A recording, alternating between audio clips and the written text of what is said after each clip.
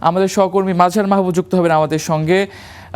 তিনি আছেন বিভিন্ন কর ছাড়ের যে প্রস্তাব আসছে সেই বিষয়ে আরো বিস্তারিত জানাতে। রাজধানীর আগারগাঁওয়ের রাজস্ব ভবনে তিনি যুক্ত আছেন, সেখান থেকে আমাদের সঙ্গে যুক্ত হবেন তিনি। মাঝার, এই বড় দাগে কোন কোন খাতে কি ধরনের কর ছাড়ের প্রস্তাব করা হয়েছে এবং এর ফলে বিনিয়োগ এবং কর্মসংস্থানে কি কি পরিবর্তন আসতে পারে, এই বিষয়ে একটু বিস্তারিত জানাবেন আমাদের।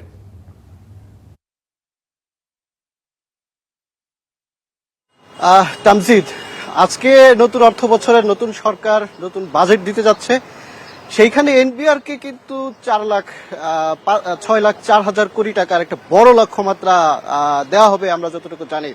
যদিও পেছনের অর্থ বছরে 1 লাখ কোটি টাকার উপরে ঘাটতি রয়েছে, সেখানে নতুন করে আবার আরো 1-1.5 লাখ কোটি টাকার মতো রাজস্ব আহরণের লক্ষ্যমাত্রা বাড়িয়ে দেওয়া এনবিআর এর জন্য বড় চ্যালেঞ্জ হবে। তবে সরকারের এখানে দুটো বিষয় কাজ করছে। এক হলো সরকার তার যে রাজনৈতিক ইস্তেহার, যেহেতু তার নতুন অর্থ বছরের নতুন বাজেট, সেখানে ব্যবসা বান্ধব, বিনিয়োগ বান্ধব এবং কর্মসংস্থানের দিকে কিন্তু তার নজর দিতে হচ্ছে।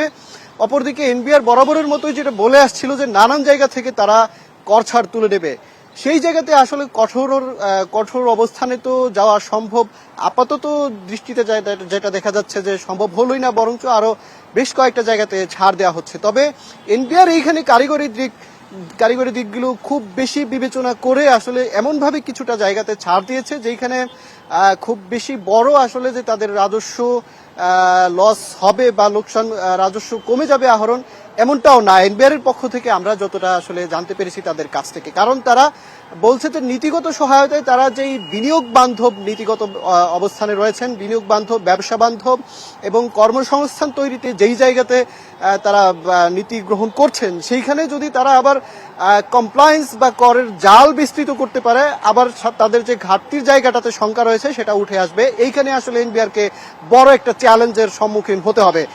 আমি যদি আরেকটু ব্যাখ্যা করে বলতে চাই যে আগামী আজকে যে বাজেটটা দেওয়া হবে, আগামী 5 বছরের জন্য একটা প্রগতিশীল কর ব্যবস্থার কথা এনবিআর কিন্তু প্রস্তাব দিয়েছে এবং আজকে যেটা সংসদে উত্থাপন করা হবে, সেই জায়গাতে আসলে যারা নিম্ন শ্রেণীর যারা স্ল্যাবে যারা করদাতা রয়েছেন, সেটাকে 5 বছরের ধাপে ধাপে 4.5 লাখ পর্যন্ত করমুক্ত আয়ের সীমা করা হবে। অপরদিকে 3 কোটি টাকার উপরে যারা আয় করবেন ধনীরা, তাদের উপরেও কিন্তু 5% কর আরোপ করা হবে, সর্বোচ্চ 35%। অর্থাৎ একদিকে নিচের দিকে কমে গেলেও ওপরের দিকে কিন্তু বাড়ছে। সেই জায়গাতেও কিন্তু সরকার তাদের 10 বছরে অর্থাৎ 35 সালের মধ্যে কর জিডিপির হার বাড়ানোর যে দীর্ঘমেয়াদী পরিকল্পনা নিয়েছে, সেখানে আগামী 5 বছরের মধ্যে 10% অর্থাৎ 6.5% থেকে কিন্তু কর জিডিপির হার 10% নেওয়ার জন্য পরিকল্পনা করেছে।